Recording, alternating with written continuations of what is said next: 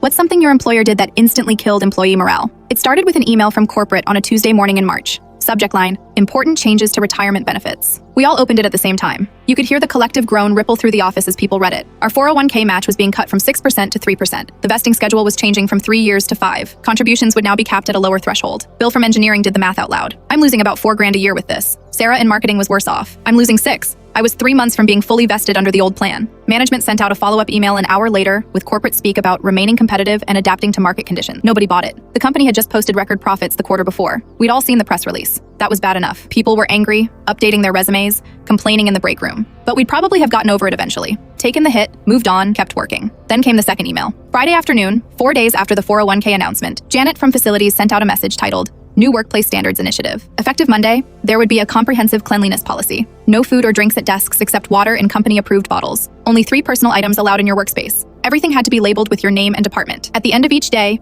your desk had to be completely clear except for your keyboard, mouse, and monitors. There was an attached PDF with photos showing acceptable versus unacceptable workspaces. The acceptable photo looked like a hotel room. The unacceptable ones looked like normal desks where humans actually worked. You've got to be kidding me, Marcus said from his cubicle. He had photos of his kids, a coffee mug collection, a small plant his wife gave him, and about a dozen other things that made his space livable. Everyone started talking at once. The noise level in the office went from normal to chaos in about 30 seconds. Linda, who'd been with the company for 12 years, walked straight to her manager's office. We could hear her through the door. This is insane. We're adults, not children. Her manager, Tom, apparently had no answers. Just said it came from corporate, it was non-negotiable, compliance was mandatory. Monday morning felt like a funeral. People came in and stared at their desks like they were looking at crime scenes. Marcus had packed up all but 3 of his kids' photos. Sarah's desk looked barren without the plants and decorations she'd accumulated over 5 years. Bill took down the whiteboard where he sketched out ideas. Janet came around with a label maker at 9 a.m., helping people tag their belongings. Nobody spoke to her. It wasn't her fault, but she represented the policy, and people were too angry to separate the two. By 10 a.m., someone had put up a sign in the break room. At least they can't take our will to live. Oh wait, management removed it by lunch. The energy in the office was just gone. People who used to chat in the mornings sat in silence. The break room was packed during lunch now since nobody could eat at their desks, but conversations were minimal. Everyone looked miserable. Productivity tanked immediately. Why put in extra effort for a company that just cut your retirement and treated you like you couldn't be trusted to keep your own desk clean? People started doing exactly what was required and nothing more. The good employees left first. Marcus gave his notice 3 weeks later, got a job with better pay and better benefits. Sarah left a month after that. Bill started interviewing.